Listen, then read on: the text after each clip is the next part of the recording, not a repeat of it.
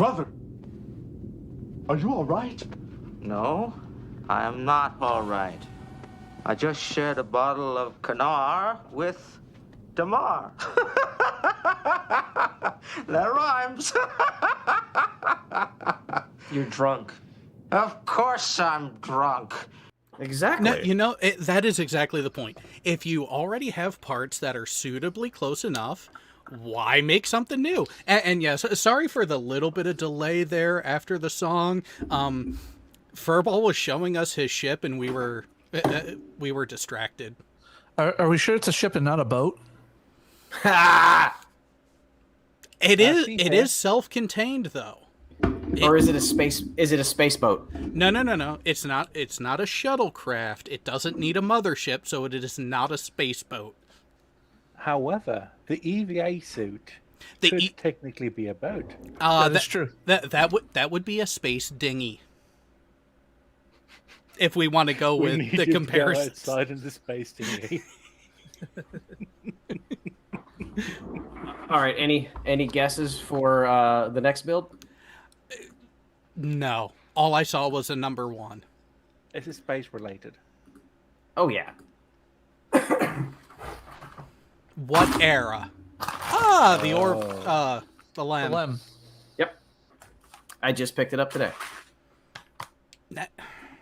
Went down to the Lego store because I wanted to actually get credits for buying something this expensive. And 3 minutes after I purchased it, I get a text from my wife. I see you went to the Lego store. God, fuck, they send emails, don't they? God damn it. It's either that or you just happen to have caught her you just happened to have gone to the store when she was looking at the bank account. No, we got the email. Got the email for our VIP account. And that's what I wanted. I wanted the points. You know, you're helping the family out by building up points that could be used towards something. So what's the problem? Exactly. Especially you having just all that money and access because you're in the military. Oh, I know. Yeah, because that's totally what happens.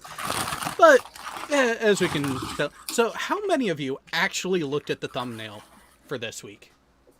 Oh, Yes. I did. I briefly did. Well, here, I will give you a better view of it. Post it in Discord. Yes. Nope, it's not going to be in that folder. It's going to be in this folder. Are you sure? In this folder. No, yes, not there.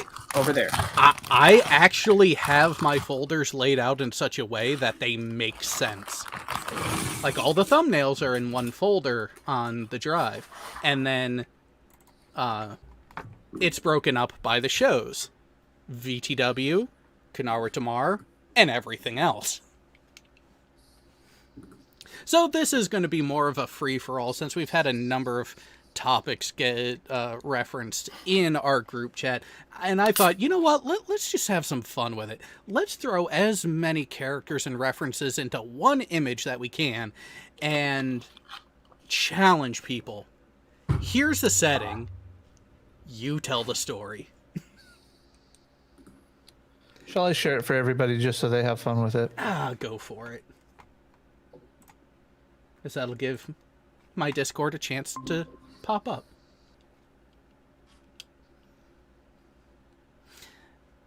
Yeah, you know, I've always enjoyed the Warp Core Cafe image.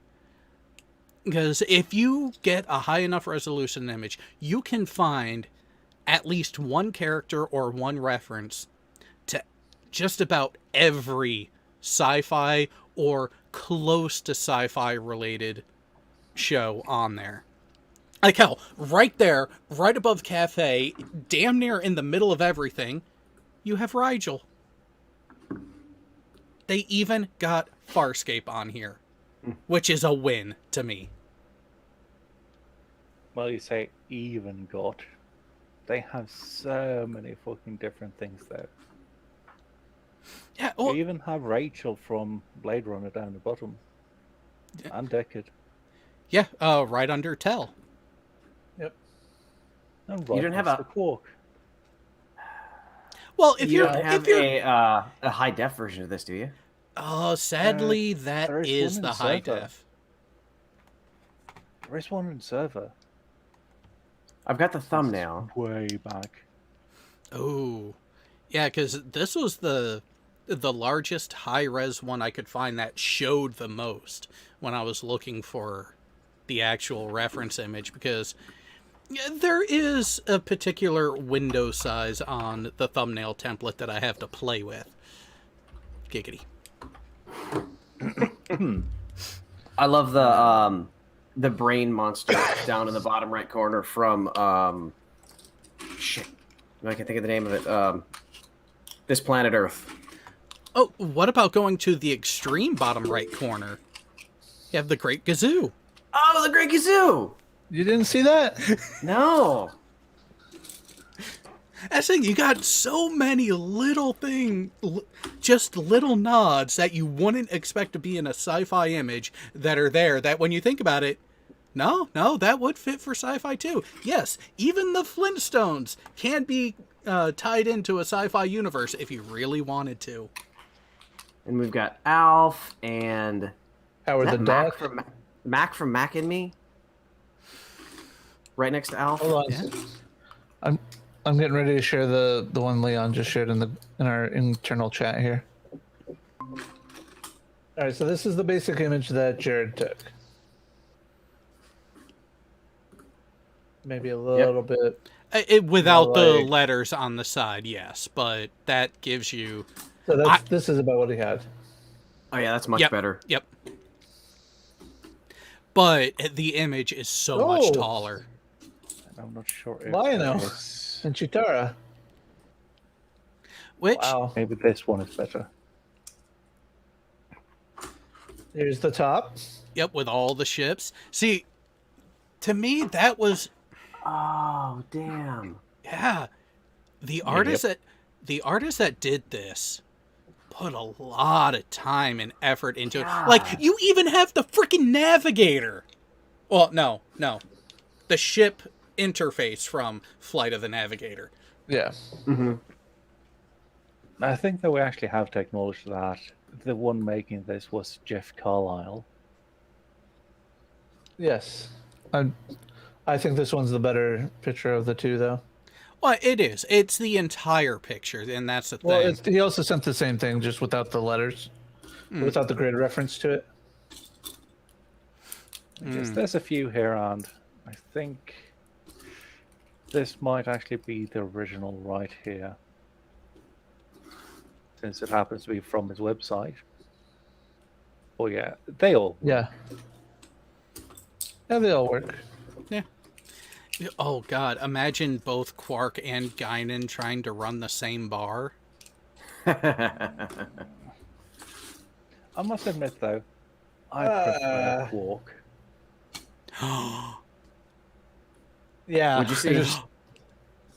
Tom Crow and, Oh, Servo. yeah, Tom. Where are they at? Servo and Crow. R1. R1. And they're serving Ming. Yep.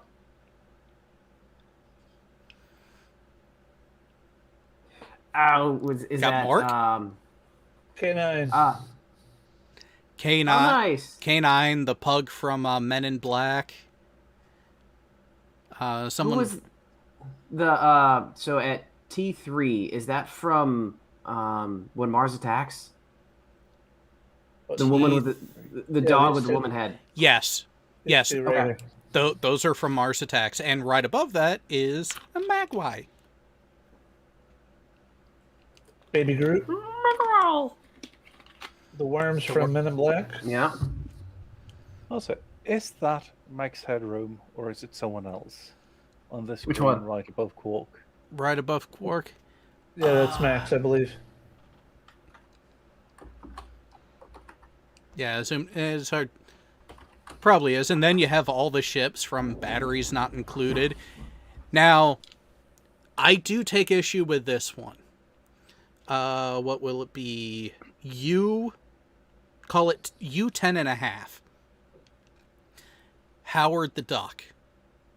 That looks like the one from the current MCU post-credit Yeah, it is. scene, not the one from the late 80s movie. Sorry, Yeah. I think they should have gone with the late 80s movie one. But how long do you think this bar would remain peaceful? Oh my god, they got the Lady Jessica right there. I forgot about that. Right there, yep, right there in white. Yep. That's actually something. Stormtroopers. Oh, P. Yeah, I see. Admiral Akbar. Yeah. Scroll up a little bit more. Wait, is that Damar at the bar in the middle? Mm-hmm. Right there. Yeah. Yeah. With a bottle of would it be? Kanar. Google moderator team, good catch. Right down there next to Mork. You got Ivanova, Dalen, Jakar, and oh god, what was the other guy's name? The high guy? Fucking Peacock Head, yeah. Murderous bastard. Yeah. But you got Babylon 5 represented. Oh. What was that? X8. Damar. I think we did a episode about that with Dapper Dino and languages. Yeah. I even have the thing. Kang and Ang. L. Far right. Or no, Kang and Kodos. Sorry, Kang and Kodos. Oh, yeah, right here. Which is actually a Star Trek reference to the Klingons in TOS. Oh, and Data up there at by the ledge with the instrument. Yep. Oh god, did they have to really use the fucking movie version of Marvin for the Hitchhiker's Guide to the Universe? You see him up on the balcony? Yeah. Yeah, right there. You know, Brain as big as a universe. I don't take issue with that one because Alan Rickman's portrayal was True. phenomenal. That is true. Nobody else could have played that other than Alan Rickman. And is that... Well, I'm going to have to give you a ticket for parking your TARDIS in the wrong spot.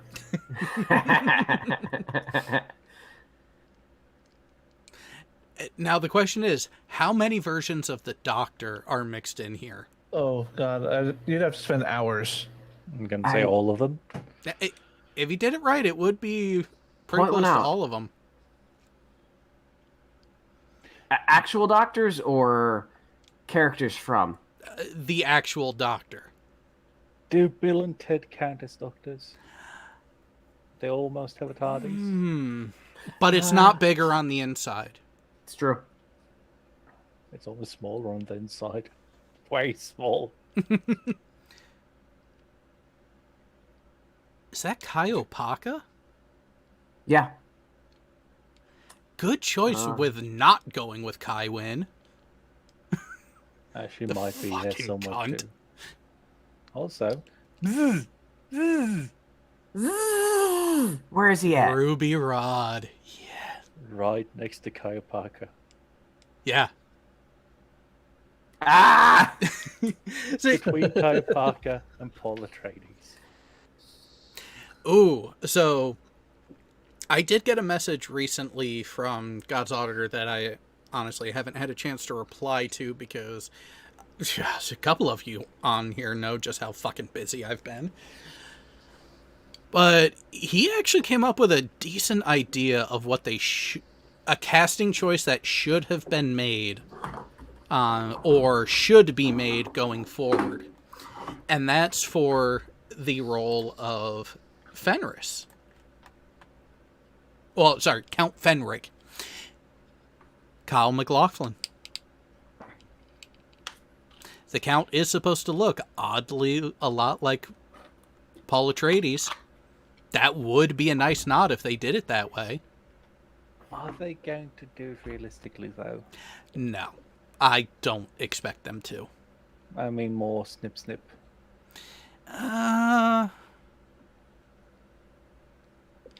You know, I don't know how much of the nitty-gritty details of the universe that they're going to go into like that.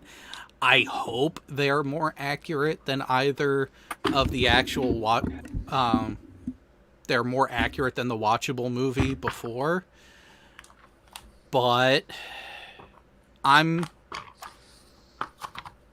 before I would say I was cautiously optimistic. Now I'm just cautious. I don't want to get my hopes up, because every time I think they're going to get it right, they find a way to screw it up. Is that a brain slug next to Superman? No. No, I don't think so.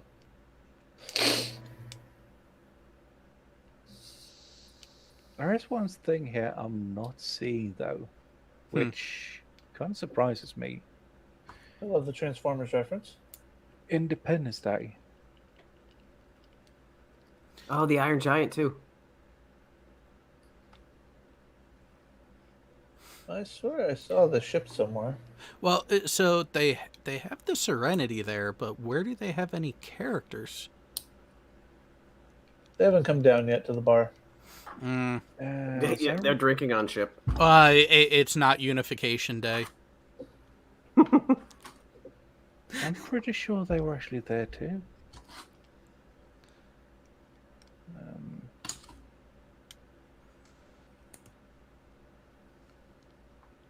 I think I saw the aliens somewhere though, but I'd have to double check. Yeah, there's so much detail work into We this. can have like 3 episodes out of this. Yeah, let's pick a quadrant and Oh, we got a Tron reference.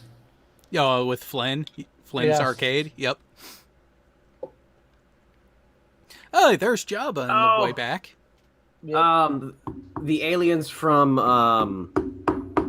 God, what's the name of that movie? The kids that build a spaceship out of a tilt-a-whirl. I don't remember that one. Oh, the Explorers? Yes. So the alien is right next to the blue chick to the right of her. That's the alien blue spaceship. chick. Yeah. The blue chick. I think I was going gonna. Yeah, you need to be a bit more specific there. There are a few of them. There's 7.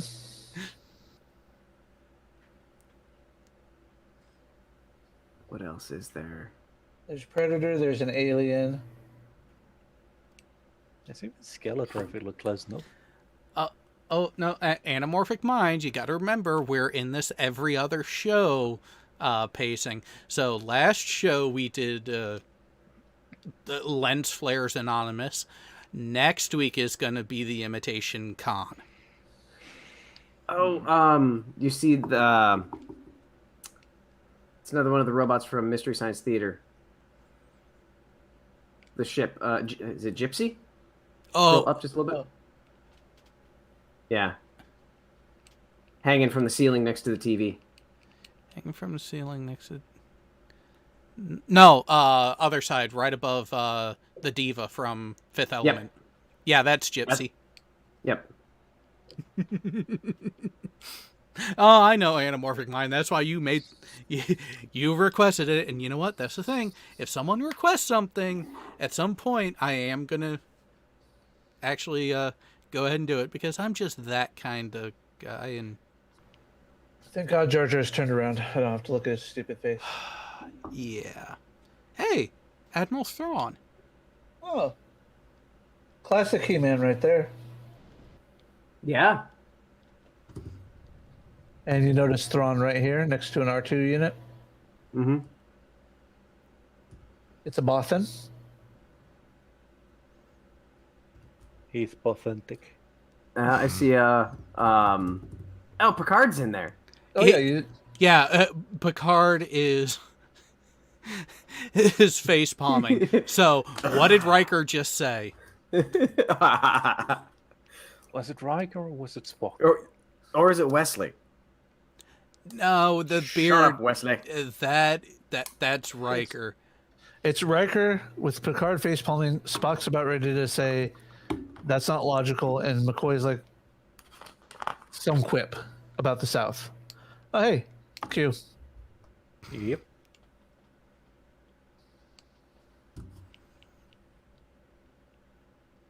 Who is that next to and the there- Jem'Hadar? So The clown? yes, is that from the Clowns from Outer Space? Killer clowns from outer space. Yeah. Where at? So end of the bar where Damar is, right above and to the left. There's the Jem'Hadar, and then right to the right of that. Oh yeah, that's a killer clown from outer space. I saw that movie once as a kid and never again. Hey, it's the weapon from Krull. Who's right behind Damar to the upper right? This? Jack Harkness or the... That's what I was going to say. looks It like looks like Jack. Yeah, but the question is, who is that behind Jack? Right there. This? Yeah. It's one of the It's from Star Wars. I was going to say, it looks kind of Well, like an close. Ood, but it's not an Ood. No, it's the Quesh. Ah. It's one of the Quesh species. It's better than the one that's two to the right. This one? Yeah. Yeah. Although, is that Scorpy behind that one? Yes. Nice. And, you know, this just goes to show the knowledge that the artist of this has of sci-fi fandoms in general to actually pull supporting characters, non-main characters from a lot of these that most people wouldn't recognize who they are. Oh god, there's a Porg. Oh yeah, there's a Porg over on the right. Yeah. Oh, there's two Anybody want Porgs. So +7? wait, so there's the Porg up there that's on the above the warp core. Go far right down. Yeah, I know what you're talking. I know which one you're talking about. Yeah, there's another one down there. Right. If I can get it over there, it's right here next to the triple. Oh, yep, The triple eats it. And then that little critter from Flight of the Navigator. Yep. We have Arthur Dent there too. Trying not to panic. Holding his towel. Oh, where is that one at? Let me see. What? Where's Arthur? Oh, yeah, never mind. Okay. There's that sigil too from Neverending Story on the table next to Yoda. I didn't even see Yoda. Oh, right there. Okay. Yeah. I don't know why Maz is giving Yoda back Luke's lightsaber or Anakin's lightsaber, but okay. Is that right there in the middle? One of the aliens from District. Both of them, Nine? father District- and son. Fucking prawns. Oh. Yes, Google moderator team, it was Max Headroom on the TV above Quark. But what does that license plate say to Quark's right above Gizmo? Looks like Rylos.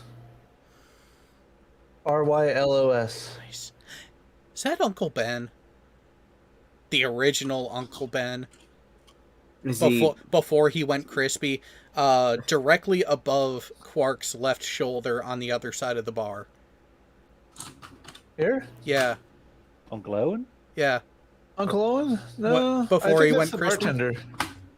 Or, yeah. We don't serve your kind here. Vader, by the way, if you didn't catch it. Oh, yeah. And there's the fucking chest burster from Spaceballs. Dancing across. Oh, yep, there he is. It's kind of funny too, just seeing how many things here are just ingrained into your brain. And it's something where you see it once or you've seen it, well, 100 times. And you end can up just catching pick something out- else. Isn't this Evil Lynn from the Masters of the Universe movie? The late 80s one Yeah. looks like it. Oh, she's from Flash Gordon. Oh, and that was going to be my other guess. Is it was either her or Emperor Ming's general. Yeah. Is that Fade? Yep. It kind of fades into the background. They're standing next to the robot from Metropolis. Hmm.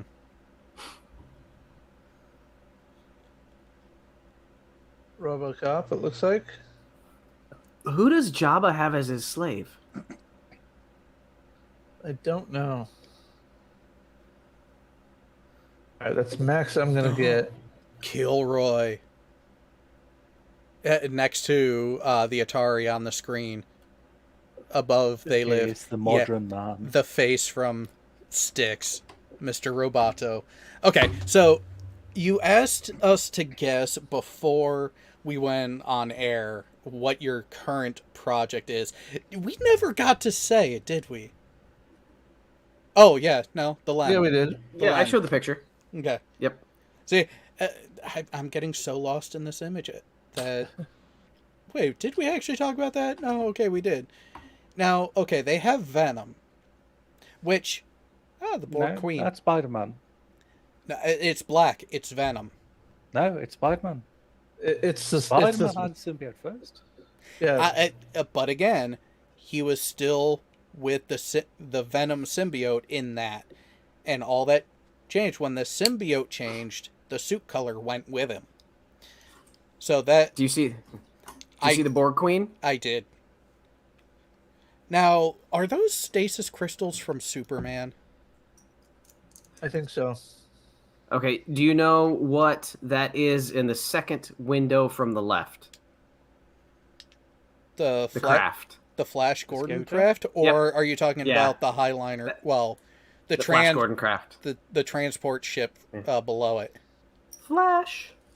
Oh, baby, It's funny. The I think it's the most recent season on Netflix for the Flash. They actually use that song finally when he's going to fight someone. I think it's like the first or second episode of the new season. Nice. And Cisco's like, "What? I've been waiting to use that for how long now?"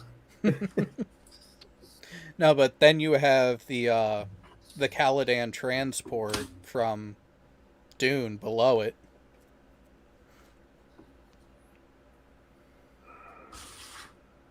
And you have the Shield limited dish from Return of the Jedi. yes. And then Episode 6. and then you have one of the Martian ships from War of the Worlds. But what is that above it? Not sure. Because that's not Serenity, because Serenity's higher up. No, that's absolutely not Serenity. Serenity is up. Yeah, over to the side there. I'm not sure what that is.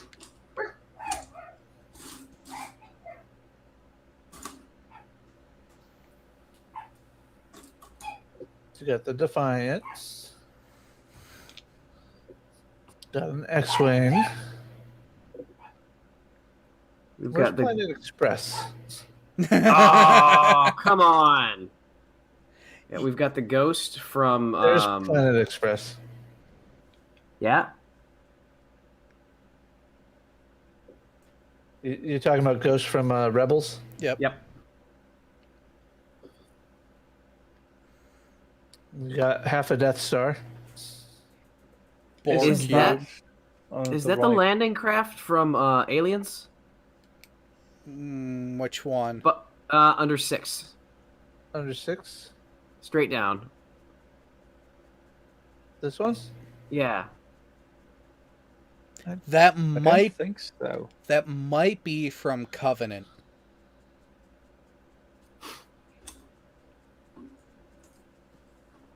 There's Voyager. There's the Serenity right below Voyager. Yep. Yep, the Eagle from Space 1999 is there. Oh, and also the main ship from Cowboy Bebop. There's one of the battle stars Romulan. from Battlestar Galactica. Hey, there's Moya.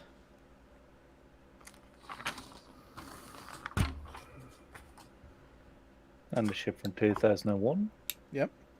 Now, they're in front of the Martian Manhunter there. Is that just we're really close, or is that an oversized final indigenous inhabitant of SETI Alpha 6 or SETI Alpha 5? Oh God, wouldn't it be a nightmare if that was their final size? That was their adult size. It looks like that would be their adult size because you got the gremlins there. The Martian Manhunter, it looks like. Basically, it's a freaking alligator that can crawl into your brain. At a young age, yep.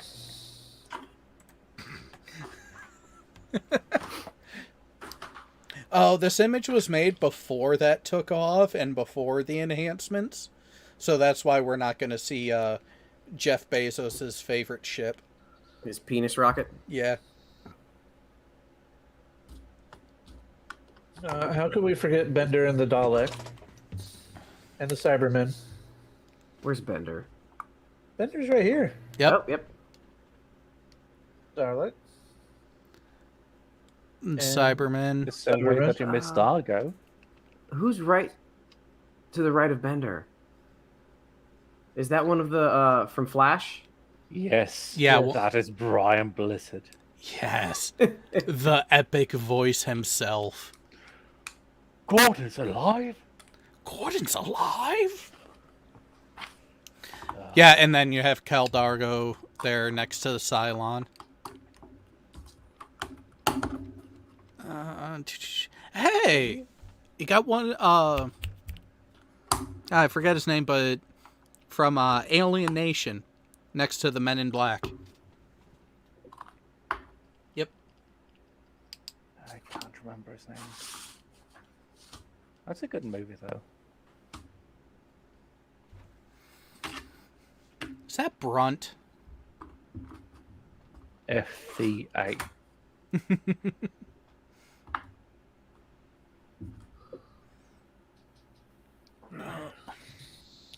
Did they put a new Klingon in there? Oh, wait, there's Mal. Yeah, Yep, that's there's our new Mal. class.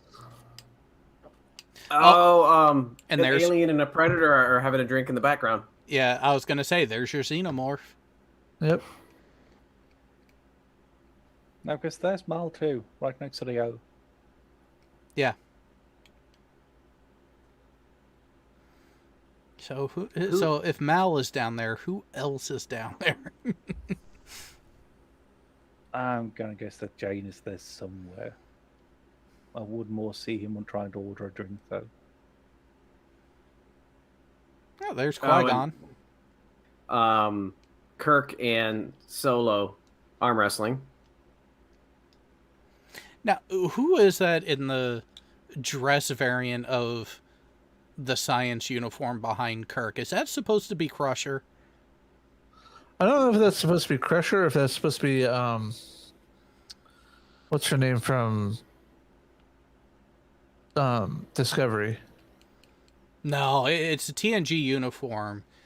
If it's not Crusher, oh, who was that planetary survey scientist that Picard started to have a relationship with Yeah. and realized, no, I can't do this.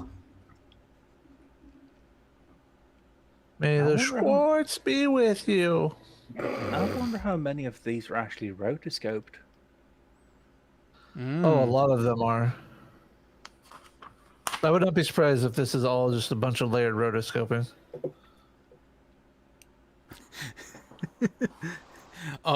Yeah, RNGD Gaming apparently has a problem with Ewoks. Burn it with fire.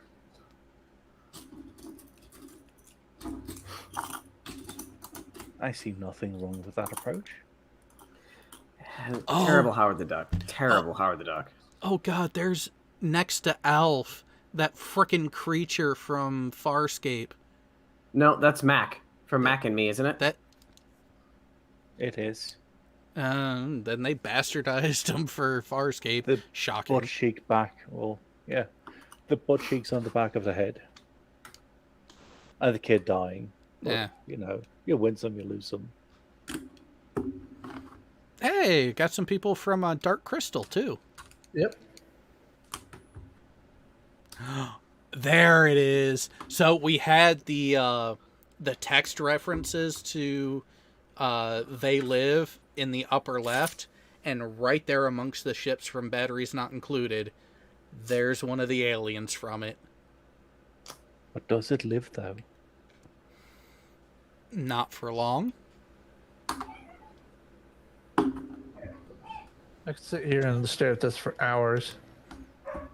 And that was totally unintentional for this week. No, yep, there's Arthur Dent.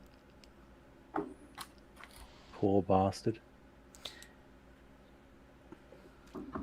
I'm actually just trying to scour for any actual doctors. Wait, you wanted to know who else from from Serenity was down there? Critters. Who is that next to the AI John bot from Artificial Intelligence? Ah, the ambassador. Yes.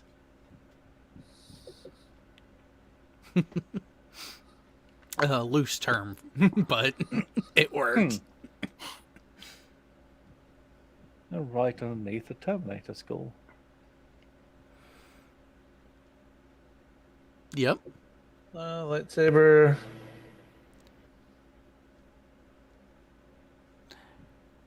And the sword from Thundercats in its dagger form. And then what is that? That I don't know off the top of my head. I feel like I should know it. I do like the Thundercat sword, and actually I had a toy version of it growing up too. I'm afraid I can't let you know that, Dave.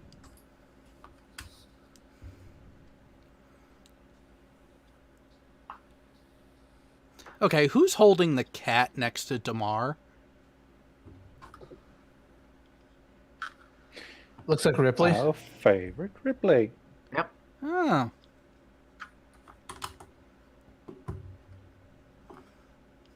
What is the? Oh! That's from Where to begin with? to the right of the glowing dragon, under the foot. Right? Yep. Up. Nope. Up. That. You're other right. That's from Total Recall. Yeah. That's yes. That's Total Quatu. Recall. Yep. But who's the one drinking?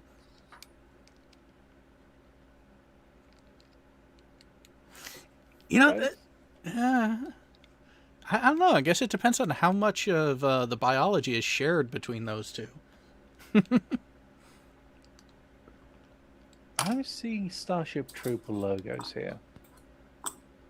But I'm not actually seeing any of the characters or the aliens from Starship Troopers. I have seen the Stargate, though. Well, to be fair, if there were arachnids in here, that it wouldn't last for long. They are not the get together and hang out kind of people. By the way, there's an alien from Galaxy Quest. Hey, a Horgon.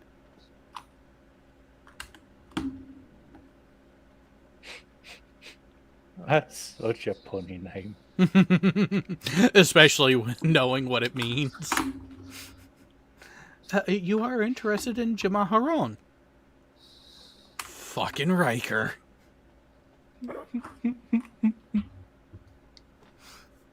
More tribbles. There's Skeletor. Yeah. Yeah, but... And there's the Stargate. Yeah. And one of his fucking guards. Where? Oh, there it is. Okay. Yes. Hey, there's Bill and Ted. Just don't activate it. Let's wait for Yes. someone less worthy. Oh, there's some on the lower floor there, or bottom floor. They're standing there right behind. Actually, no, that's not Anakin. I don't know who the fuck that is.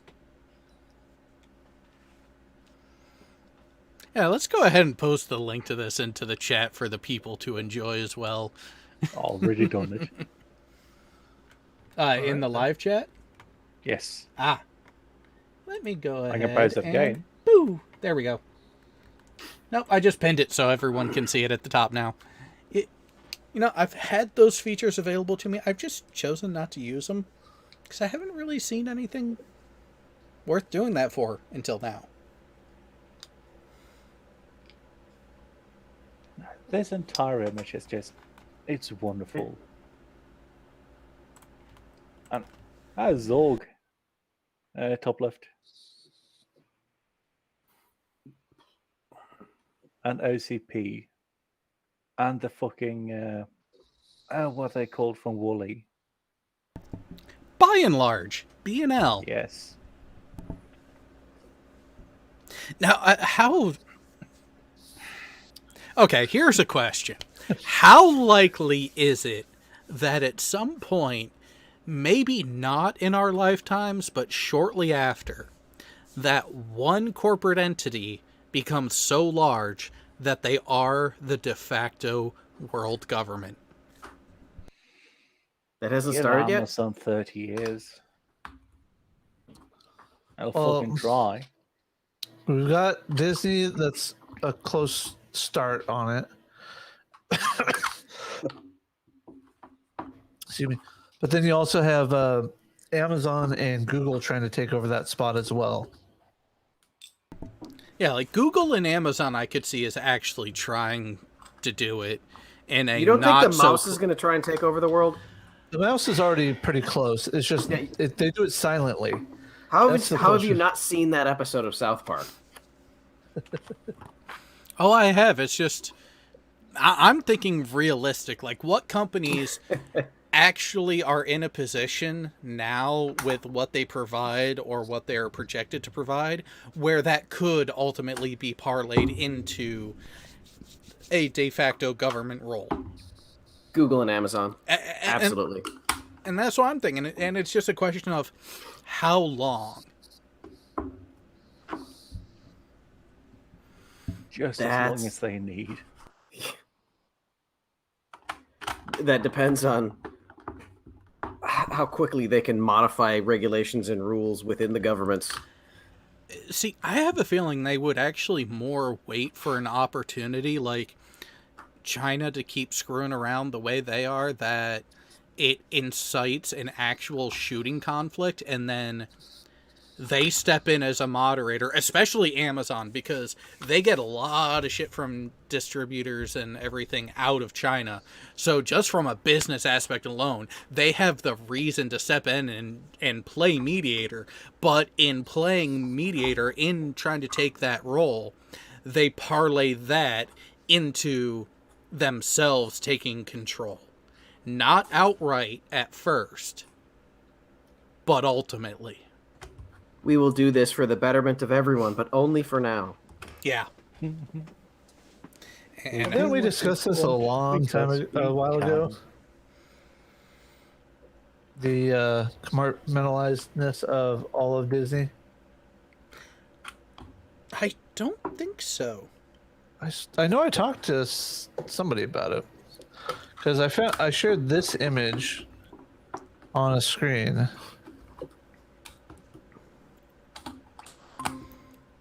Sorry, it's not the highest resolution.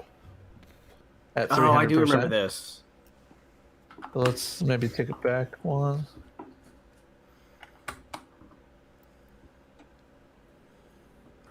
What are you sharing there, Leon? Just someone who made a close-up. Ah, Ah, the outdoors. nice. Oh, we got the shuttlecraft. Yeah, I still want to know what that one is above the shield emitter and above I'm the Mr. Martian. Meeseeks. Yeah. Oh, hey, there's the bug from Red Dawn. Land speeder from Tatooine. There's one of the Darth helmet. No, way in the background at the bottom of the hill. That's one of the arachnids. Ah, there it is. Yeah. Oh, Ooh, the last starfighter. Oh my god, they got one of the guys from Robotech. One of the oh god, what do they call themselves? Or actually one of the bad guys. That big bastard. Burrito? Oh. Do you recognize what's above the Greenlander? You probably said what it was, but I don't know what it is. That. Do you know what that is? The dish? no. It's in front of the dish. Oh, on the landing pad in front of the dish? Yeah, Yeah. It's the shuttle from Red Dawn.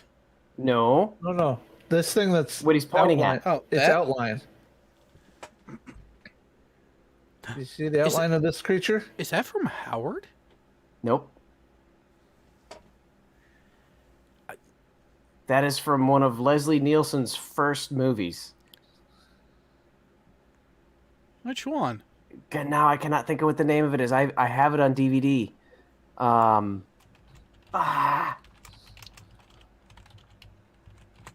Okay. Let's see. Actually, do you mean one of his first movies in general, or just one of his first more comedic movies? This was not comedic at all. Forbidden Planet. Yeah, I haven't seen it. So the premise of Forbidden Planet is a scientist and his family go to a foreign planet years ago. We don't hear from them, so we send a rescue mission. Leslie Nielsen's the captain. They get there, and some unseen force is attacking them, and it's actually the psyche of the scientist, and that's the thing. Interesting. That's not what it looks like according to their pictures. I think that's what it is. The picture shows more robots than anything. Yep. Jared? Bracken Sorak? What? That one ship there is the Star Chaser. Starbuck. What? Or the Star Chaser, the one that I've been wondering about there. Okay. Yep. There you go. What is that from? I just posted that one into the group chat. Okay, I see what you're talking about there. Doop. Doop. Yeah, it was invisible until it came in contact with the force field. That reminds me of the judge from the trial.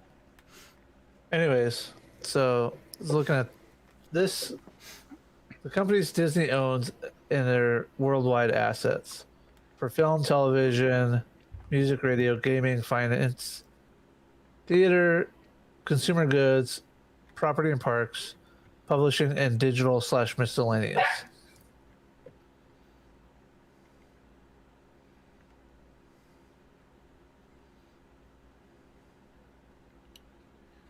Legend Okay. of Orion. I've never seen that. Have you seen the video clip of Red Letter Media where Mike and Rich are talking about Darth Vader's suit? No. No. One of the things that they mentioned there is that the surgeon bot that essentially put Vader together afterwards had to polish his helmet to make Palpatine overlook some of the flaws that he had to put into the suit due to budgetary restraints. And it just makes me think now of the movies that fucking Disney puts out, or Disney subsidiaries put out, that looks so fucking shitty, but they just put a layer of paint over it, or coat of paint over it. If we add We just a ne- little bit of CGI, it'll make everybody love it. We need to watch that one later on. Oh, Because that one is. there's a number, and by the way, so that there was a Zentradi that I was thinking of. That was the from Macross from Robotech. That tall bastard that's as tall as the starship. Yeah, it's the Zentradi. So, anyways, back to what you were trying to pivot to with everything that Disney owns. Yeah, Now, I see a lot of that is media related. and that's a large chunk of it because they do branch out somewhat, publishing, and finance, but then keep track of property too. So you got the Disney parks. Almost all of them are owned by Disney in some way, shape, or form. With the exception, I think, of Tokyo Disney is the only one that's not like wholly or majority owned by the it's leased and contracted out kind of thing. yeah. But The Disney Music Group. And here, I'll actually post the link to this so everybody can zoom it into where they can read it more comfortably. First in the internal chat here for you guys. And then let me pull up the live. because my thought is, oh god, they own Hulu? Yes. Don't even get me started. They own just about everything when it comes to media. Yeah, They own Sky TV. yeah, I knew that. I knew Yeah. FX. I knew all the Fox and They own National Geographic Partners. Yeah. I believe they also now technically do the partnership with National Geographic, own parts of A&E in its entirety, if not outright.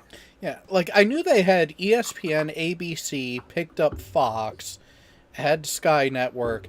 I just Oh yeah, they own all of A&E, so that means they own most of the Discovery channels as well. mhm. So, what non-media or entertainment type things does Disney own? That's the hard part because they have so many of these companies that own bits into other companies that's through basically just shareholding, that they own a lot of other things. And it's just so hard to pick up on it. I hate that they use the mouse logo. I mean, I understand why they do, but Yeah, my thought was more I could see Amazon or Google trying to parlay into it simply because of what they offer and what they're already doing with information controlling and especially Google with the flow of information that they legitimately manipulate and control through their search engine and through other avenues through the server farms and data storage where they can just shut down things like Parler. Yeah, exactly. And that's where I see Google having that opportunity. I see Amazon being not too far off because they're kind of getting into that the services offering platform areas as well. That's why I think those two are the ones that are the closest to being able to pull a B&L type of global takeover. But do you guys know who B&L was actually initially modeled after? Walmart. Yeah. And it's kind of interesting how at that time people were afraid of Walmart, and Look who is owned by Disney there, Furble. well, it explains why they're getting all the Star Wars stuff relatively easily. Oh, well, that and also I think they've owned Lego longer than they've owned Lucas because they've had at Disneyland, they had a Lego store right in downtown Disney for the longest time. Yeah. Yeah. And yes, exactly, ML. It wasn't Google that shut down Parler. Amazon had their hands in that. Oh,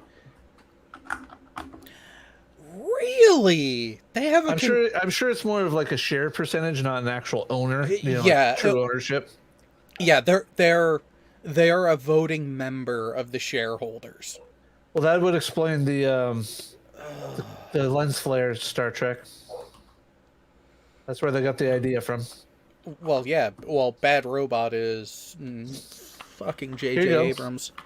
Here's another one. Oh, so they... Oh, Mattel. So, in other words, Disney is quite quickly turning into OCP. Oh. Oh, God, they got Netflix, too. Yeah. Capital. Pepsi. what's the name of the company from Aliens? Wayland. Yutani. Yeah. There we go. Yeah, if we start seeing, like, medical medical development companies on here, then yeah. We got energy services. I mean, we're not far off. Oh, fuck. I remember watching all the cartoons in the days, Jared, with the Dick Entertainment.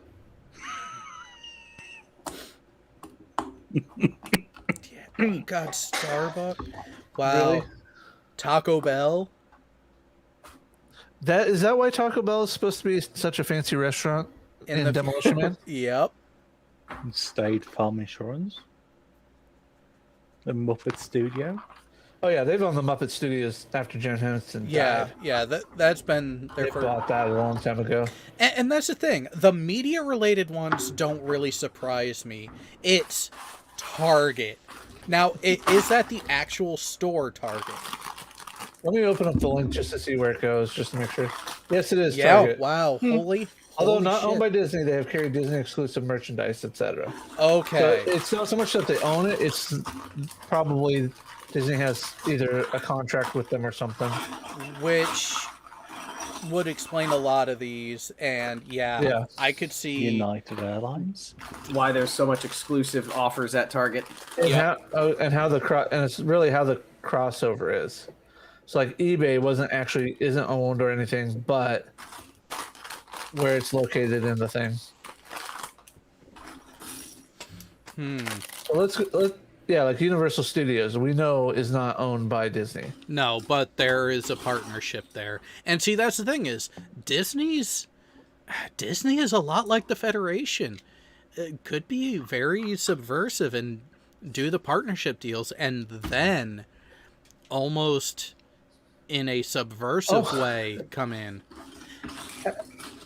You want to talk about convoluted contracts? Take a look at the Marvel, Universal, and Disney contracts, how the Marvel universe is split up, and what's allowed to be placed where at what parks and when. That is quite the thing. What was it recently with Black Widow? Oh, Black Widow. I know that one quite well. So do I. I have actually paid attention to that one. So, Black Widow was originally supposed to be released, almost 2 years ago? Yeah, pre-COVID. Yeah, well, definitely pre-COVID. And in Scarlett Johansson's contract, she was to get a cut of the box office because the movie was supposed to be exclusively to movie theaters upon release. Mm-hmm. But then it got delayed, and then the coof happened. And Disney was like, hey, we're not going to do a traditional release. We're going to do a combined release. And Scarlett Johansson's legal staff that got the notice replied back, okay, but we need to renegotiate this contract because you are now going to be violating this section of your contract with You're her. going to be directly removing one of the major income sources associated with my client's contract. Correct. They recognized we can't stop you from doing this. However, this needs to be addressed and this needs to be rectified before, or there will be issues. And guess what? They didn't do it. Now there's a lawsuit. And yeah, Disney violated the contract. So were they not allowed by the contract to release digital? They were not supposed to. They were supposed to do a box office release first, and the standard like 90 to 120 day box office release period, all the proceeds or the majority of the contract proceeds goes to the star, and then after that the company gets to keep the rest, basically, or the percentages flip at that point, basically. Yeah. Well, the lion's share of it is she gets this percentage of the global box office return for this time period, which is generally the first 3 to 4 months of release, if even that long, depending on. It's usually like 45 to 90 days, usually the first like 3 months, basically. But yeah, so that's where it was essentially a standard contract, but they made it very clear that if there was to be any changes, that the contract would have to be amended. And Disney even acknowledged that in communications with her legal team, with her representation. They acknowledged that, but then did nothing. That's what we in the business world refer to as a dick move. And illegal. And possibly breach of contract. And that's why there's the suit. That's why they're being challenged, because I'm willing to side with Scarlett on this one. Yeah, because they removed a substantial form of income that was part of the original contract. Oh, hey, I have a contract with this company as a seller of travel, the Walt Disney Travel Company. So we got to be careful, is what you're saying? No, I just it's pretty much I have educated myself on their stuff, therefore I get a certain commission. So, if you're going to Disney, talk to me. I can score you some stuff and things.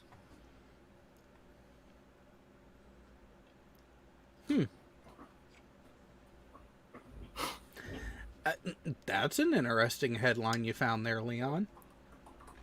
Oh, what now? Flight of the Navigator child actor charged after robbing bank. It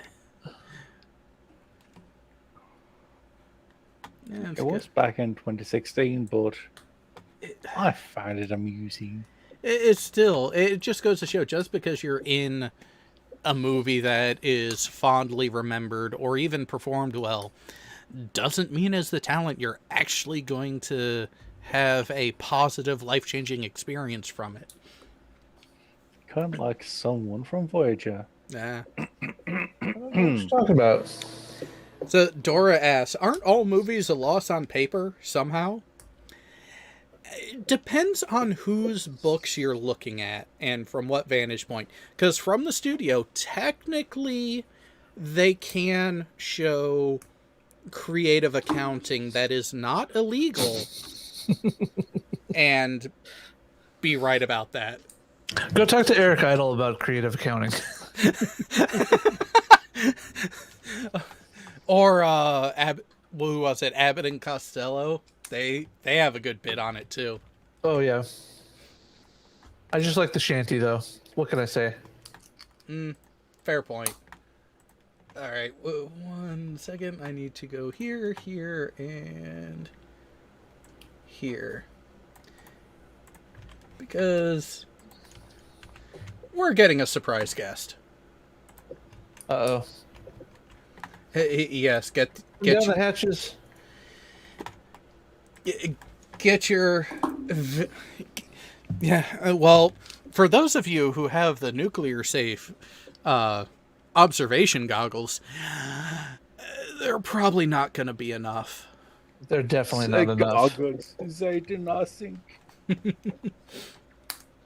But yeah, so when you factor in the budget of the actual production itself, cost overruns, and then the thing that they often don't actually put into the budget of what it costs to do the movie, marketing. Oh yes, marketing.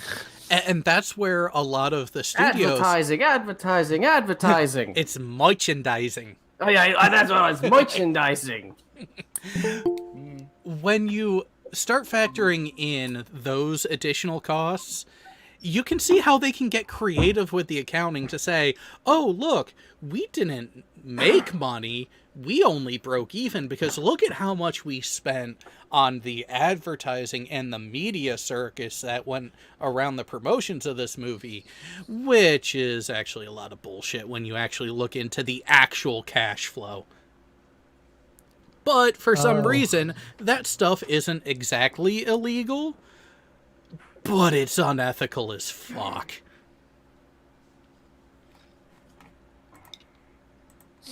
See, now That's just bad. Who let the riffraff in? Hey, I don't know. I guess I forgot to lock the dog door out back. So who let the dog in? Oh, he let himself in. This is just bad, but it's hilarious on so many levels there, Leon. Hmm?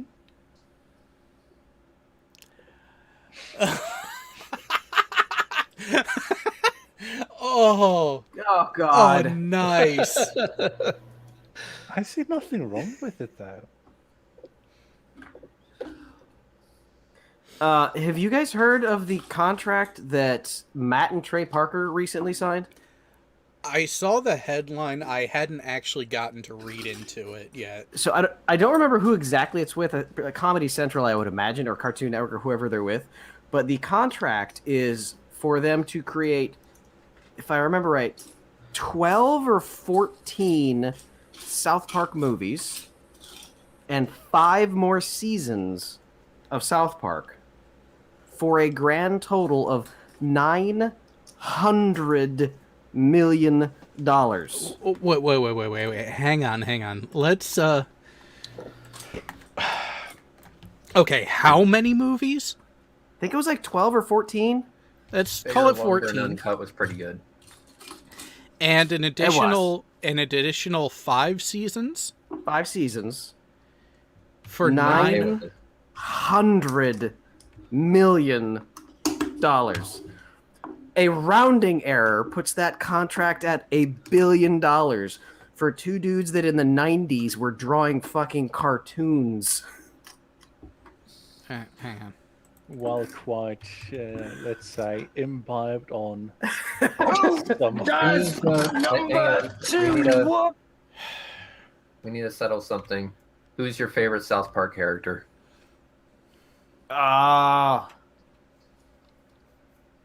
Kenny. I think that I'm most recognized with Randy. By name or by character? Yes. By character. I'm gonna actually go with Ike. Ike, you can't be here. Suck my balls. I love that kid. You know what? I could see you having a kid like Ike. And the baby. And you are baby. going to hate it. Part of you is going to laugh and love it, but you are going to recognize, oh shit, maybe I shouldn't have said this. So what you're saying is... Don't jinx yourself. So what you're saying is I'll be able to kick the baby and the baby's not going to care. Other people might. I mean, sucks to be them, I guess. Ready? I kick the baby. Don't kick the goddamn baby. Kick the baby. Boom. All right, so just for clarification, it's 6 more seasons and 14 movies. Okay. $900 million. Okay. I'm okay with this. Okay, Money so well spent. let's go ahead. I'm not 900 million for 6 seasons and 14 movies, so 20 installments. 45 million per installment. Now split that something that they can do over a weekend. Now split that up between the two of them. each of them, before taxes, gets $22.5 million per installment, per movie, per season. God. It's epic. Yeah. I don't disagree with any of it. Well, It's good. It's good, and they can actually afford to park away from people like I should be right now, but I can't. now, there is a saying that I think fits them perfectly in this. If you enjoy doing something and are good at what you do, don't do it for free. Yeah, that's a fair thing to say. But what So anyway, I do want to hijack the conversation because that's what I always do. I can't park where I usually park because there's some guy right next to me that has a particular vehicle and that is known for spontaneously bursting into flames. A Pinto? No, a Chevy Bolt. Yeah, the Pinto doesn't spontaneously burst into flames, only when you tap it from the rear with a feather. Yes. This one, it's just sitting there. Let me actually, I was curious about this, so let me just read you what they want you to do. So normally, with an electric vehicle, you charge the son of a bitch at night, so when you wake up, your battery's ready to go. They don't want you to charge your battery with the vehicle unattended. They don't want you to park it indoors, so in your garage. They also want you to park it away from your house. They also want you to not decharge the battery to below 70 miles of range, and they don't want you to charge it above 90%, which means you effectively went from 260 miles of range down to 110. Does it also not want you to decharge the battery through use of driving? They don't want you to decharge the battery below 70 miles of indicated range. That includes driving, using the AC or the heater or the radio. They basically want you to keep a little bit of charge in that battery where they deem it safe, but by keeping it in between these two percentages, you're essentially slashing the range by more than half. So this car is advertised to go 260 miles on a fully charged battery, which is actually pretty decent. However, now you are dealing with a range that is less than the first generation Leaf. And if you remember, those things were absolutely terrible. And they want you to do this because Chevy Bolts have been spontaneously bursting into flames, and one of them, I believe, even burnt down a house. And they're like, oh, because of this and out of an abundance of caution, don't park near any structures. Well, one of the structures that this person's parking near is my fucking car.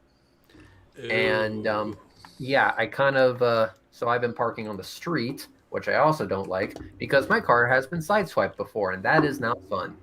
Very, very expensive repair bill. But, my question is all of this issue with the Leaf a design flaw or a feature? No. With the Leaf, feature. It was just a shitty vehicle. With the Chevy Bolt, this is an actual flaw with the battery itself. They initially tried to fix it through software, but you can't fix a hardware problem with software. That doesn't work. So, I mean, you can plug in all of your software on all you want in a fucking El Camino. The damn thing's not going to do 300 miles an hour because it's shaped like a fucking brick. So what they tried to do was fix it with software. That obviously failed. Cars still spontaneously bursted into flames. They're like, well, what do we do? Oh, I have an idea. How about you replace the damn battery with one that doesn't spontaneously burst into flames? I don't know. Just a random thought I had. And but until considering then, like 80% of the car is battery. Yeah. Well, what's interesting is that I just don't understand why manufacturers didn't think this through. The battery should be somewhat kind of maybe repairable. I remember this. There's a YouTube channel called Rich Rebuilds where he told the story of a Model 3 that went over some road debris. Now, you can get a Model 3 without the front motor, so it's rear drive only. But there's this huge gap in the front of your car that's protected by a shield. But that shield, for some reason, allowed debris into it, and it broke the coolant elbow that feeds coolant through the battery to keep it cool. Well, they wanted $16,000 to replace this battery because of a broken plastic coolant elbow. And what was explained on this video is that the coolant is only at like, I don't know, 2 bar of pressure. It's not that much. So you could actually thread a brass fitting into the broken piece and just put rubber tubing on it, and it's fixed. And that's exactly what they did. They saved $16,000 by just threading some brass pieces into the broken ass part because they didn't protect it properly. But they wanted $16,000 because they deemed the battery to be a non-repairable item, which is just fucking crazy to me. That is like most of your vehicle right there. Well, they have a point there. The battery pack itself is non-repairable. It is a replaceable item, which that leads me to question, if they know that these batteries are having this failure issue, why not do a fucking vehicle recall and replace all the battery packs? Or if it's not the batteries themselves and it's a charger issue, hell, that's even easier. Change and upgrade the charging unit. Well, here's my thing about the battery not being repairable. It's bullshit. The battery is most definitely repairable. There's a shop called the Electrified Garage, and there's another shop based in California, because of fucking course it is. And what they do is that they explain that if you have one cell out of the 7,000 cells that make this vehicle fail, it can drag the remainder of that block down with it, and you have a defective battery. So what they did was they found a way to isolate which cell is causing the issue and snip it out of the circuit. And once you get rid of that dead weight, all the cells pick back up again, and you can drive it as if there was nothing wrong. So, and that repair was $700. So I know $20,000 for a new battery. Well, no, and I know exactly what those shops are doing. Those shops are essentially doing a BMS, a battery management system, where instead of looking at the packs as a whole, they're actually breaking it up to the individual segments. Because a battery pack for an electric vehicle is anywhere from 10 to 24 individual batteries wired in series or series parallel, depending on if they're using it as a twin bank or single bank set it up. Yeah. So that's how they're getting down to, oh, here's your actual problem. And instead of replacing the entire thing, they internally rewire to cut it out. Or if it's a battery pack where they're able to, they can replace that segment individually.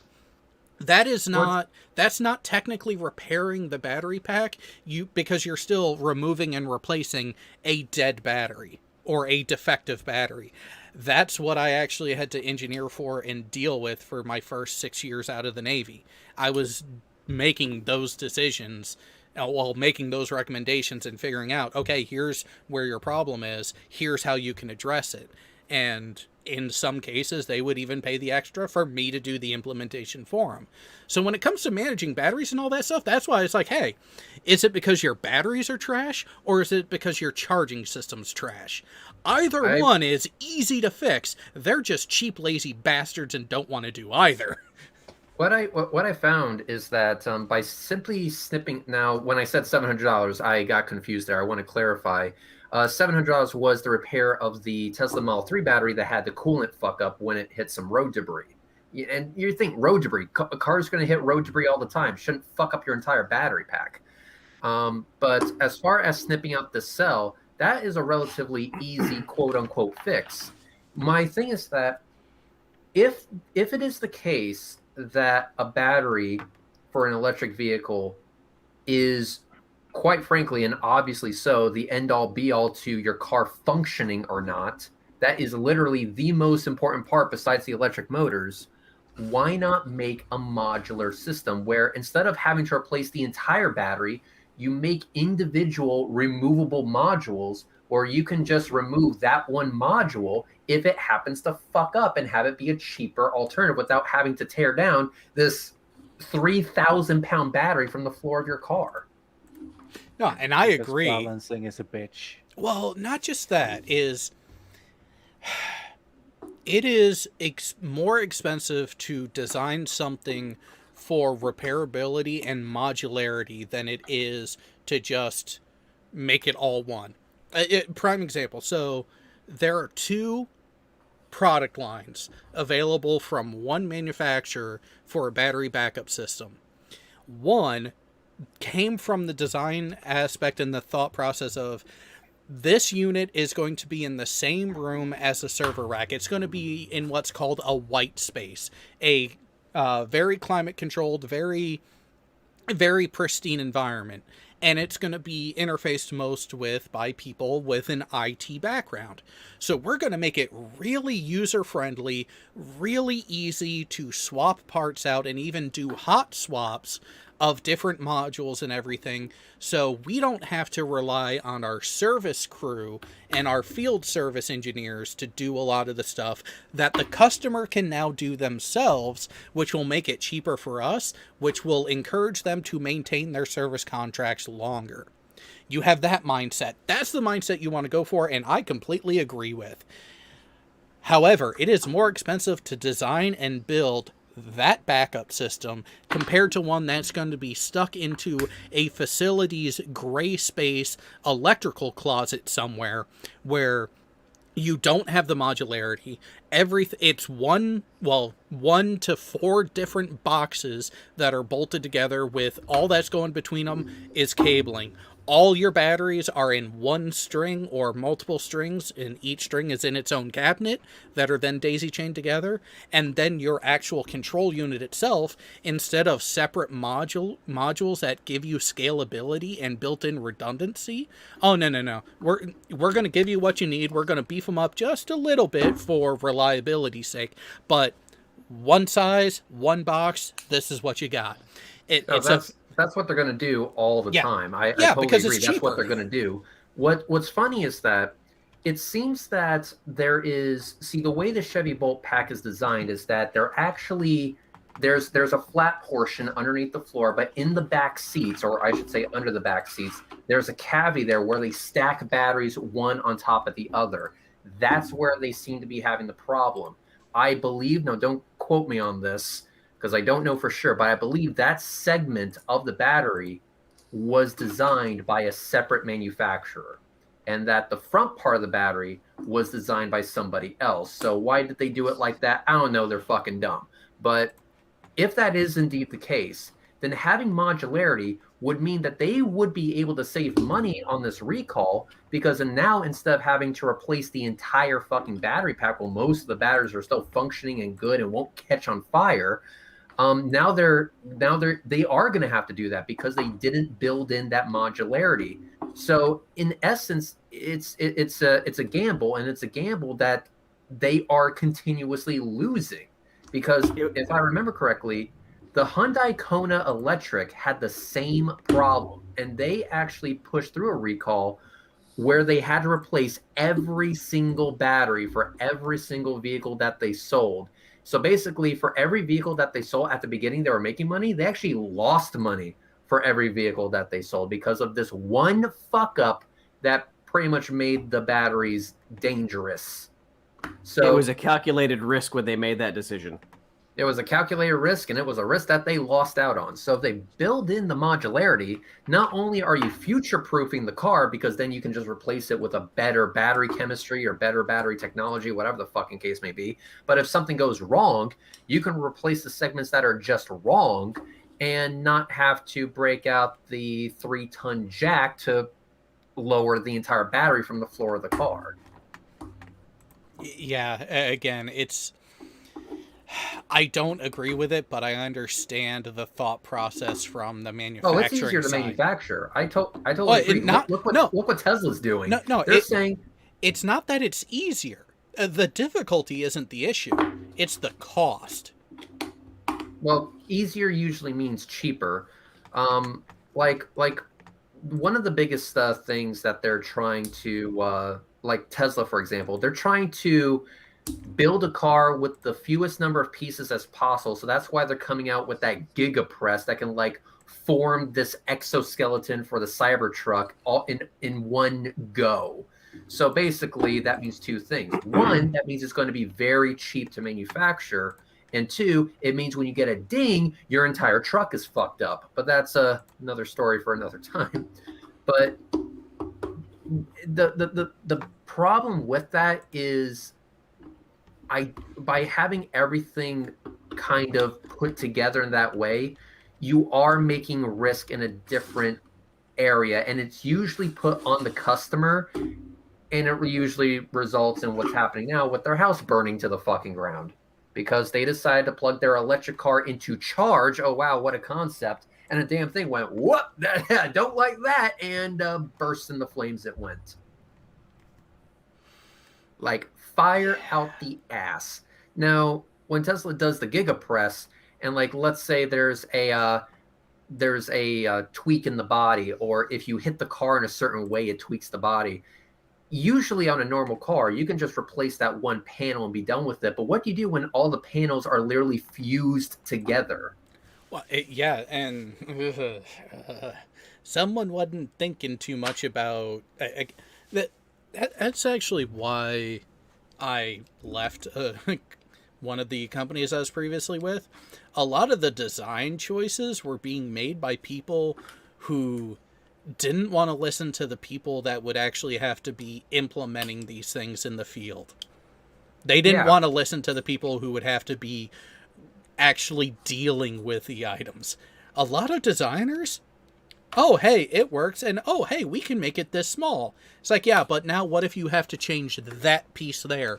Well, you got to take the thing damn near completely apart to get to it. Yeah, fuck that bullshit. Kind of like the coolant elbow on a BMW, because they route the coolant for some fucking reason through the bracket that holds your alternator. So if you need to take your alternator out, you have to drain the coolant out of your vehicle. And I'm like, who the fuck designed that? And of course, they're like, well, here's the thing. If you're driving a BMW, one, you're either filthy fucking rich and can pay to have it be someone else's problem, or you just don't give a shit and will drive the damn thing into the ground because you're the kind of driver that doesn't use your blinker when changing lanes. So, but for the people that actually want to repair their things and keep them on the road for longer, you know, that kind of design, that just is a giant fuck you to your customer base, and it puts a black eye, I would think, on your company. It ruins your reputation. I mean, look at Land Rover. They're known for being luxury vehicles, but they're also known for being unreliable as fuck and expensive to fix. So if you get yourself one of these fancy cars, you're going to fuck yourself sideways when in reality you can get a Honda or a Toyota. You know, sure, it's not quite as nice on the inside, but god damn it, those things are going to run for 300,000 miles. I was going to say, speaking of which, my Honda, I'm just about to hit 218,000 miles on it. And it is still going strong. And here's the thing, Jared, let me ask you this. Would you rather have one or the other? One, a car that's very reliable but has a normal everyday daily driver interior, or would you rather have a car that's super unreliable but has seats so plush it feels like a supermodel's buttocks? You know, that's a tough thing, because if I can afford to have the option... Can I rent the supermodel butt? Yeah. See, that's the thing. That's the thing is, if I have the money to where the second one is an option, I'm going to end up having both. One's going to be a fun weekend and one couple time a week driver. But then the everyday thing is going to be the reliable car. Let me rephrase then. I'm going to give you both for free.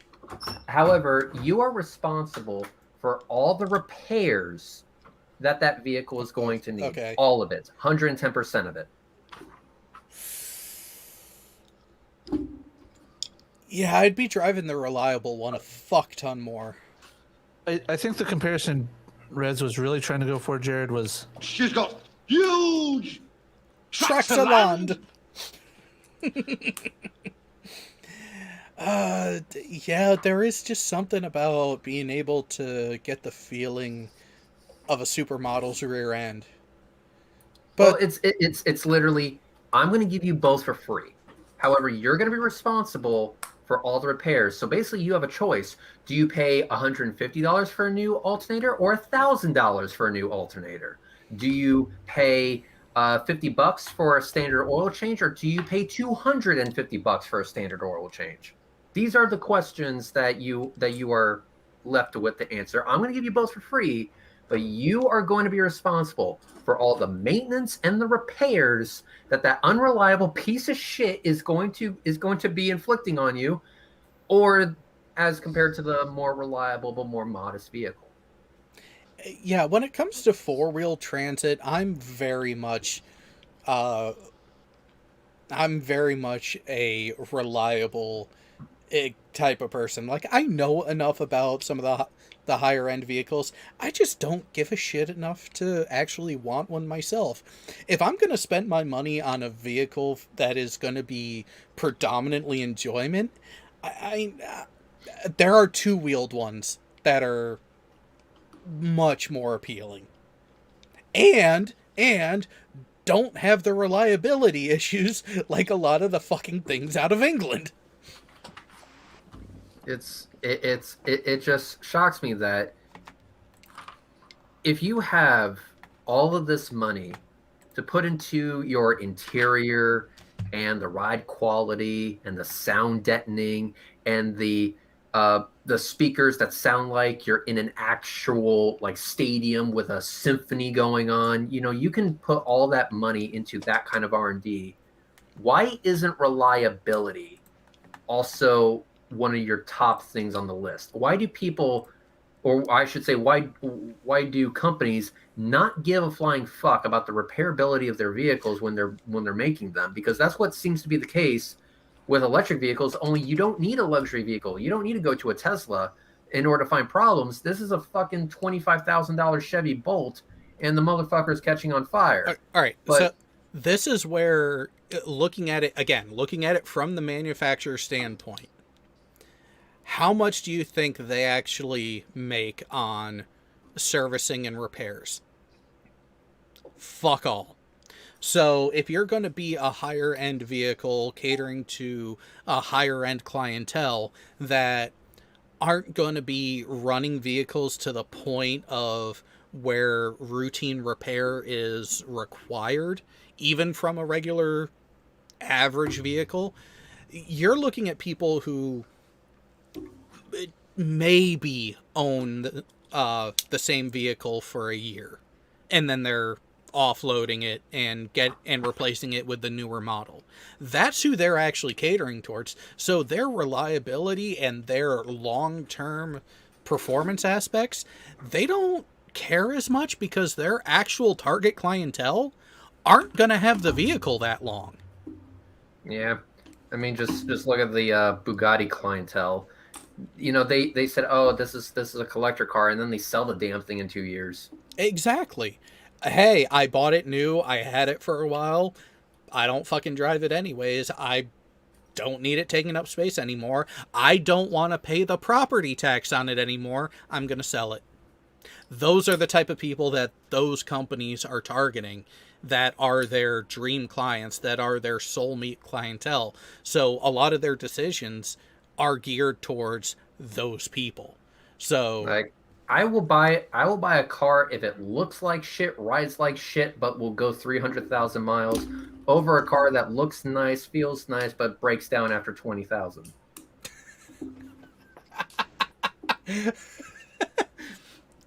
Google moderator team. BMWs have a Bellentronic button. It looks like this. Wanka. There was a meme of, like, I guess people found out that their daughter is having a baby or something, and they saw the X-rays or whatever, and they could see the baby, and they're all freaking out. And then somebody replaced it with a BMW flipping on the blinker. Wow. Hey, And I'm like, that fits great. I love it. hey, Furball, it seems like you're not having as many problems with this build.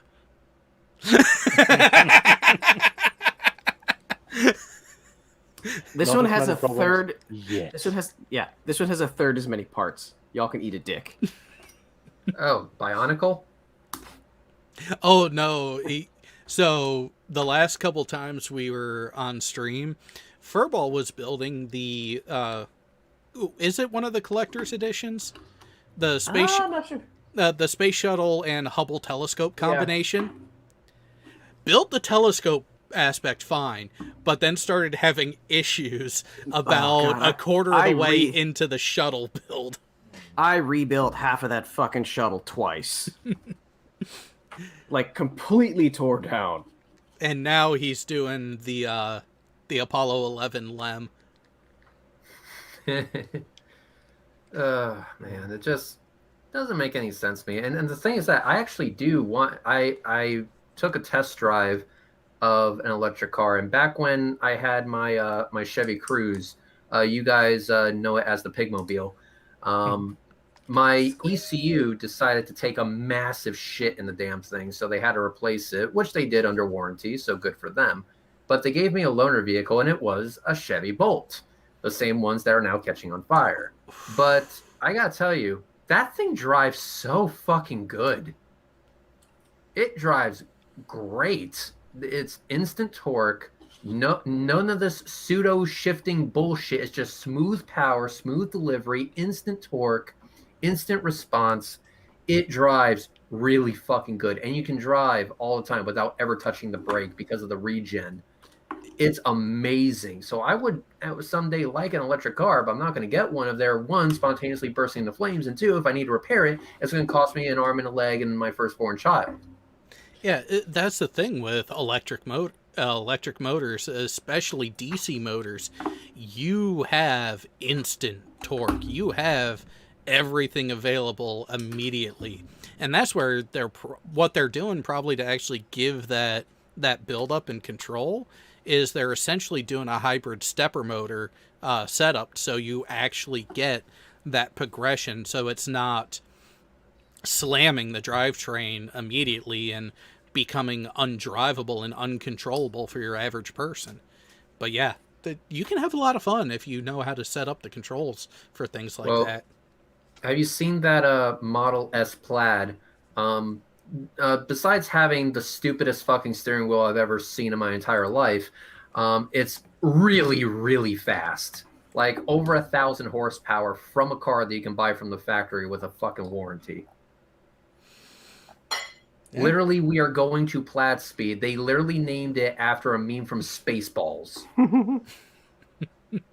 Well, if the name fits. Oh, it fits. It fucking fits. The Model S Plaid is like kicking the shit out of Lamborghinis and stuff. And like, we're talking cars that cost $250,000, launch control, dual clutch transmissions. They're getting fucking smoked by this thing. And it's a 4-door sedan.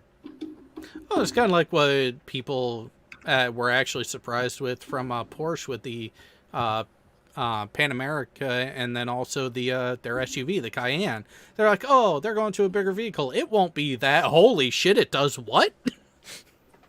Yeah, what were they saying? They were saying 0 to 60 in 2.3 seconds, and it does the quarter mile in 9 seconds, which, by the way, is faster than the previous record holder in the quarter mile, which was the Dodge Demon, which had 840 horsepower, which was it literally had a supercharger with Satan's head stamped into the metal. And this electric car is beating the fuck out of it. Now, don't put one of those stickers on the wrong way there, Furball. Suck it. Hey, I'm putting the warning there so you don't. Now, I know exactly where this is going.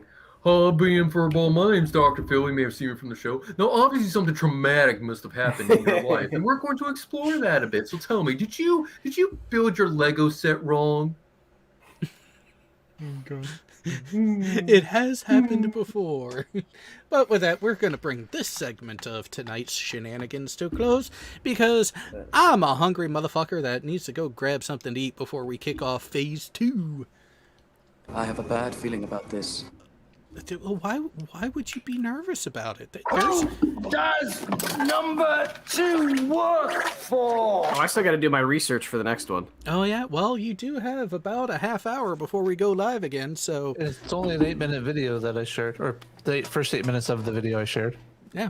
Well, and both of the ones that we referenced were relatively quick and easy to watch. And guess what? You guys can do that when we're in the off-air portion. See y'all soon. Oh, why'd you stop that?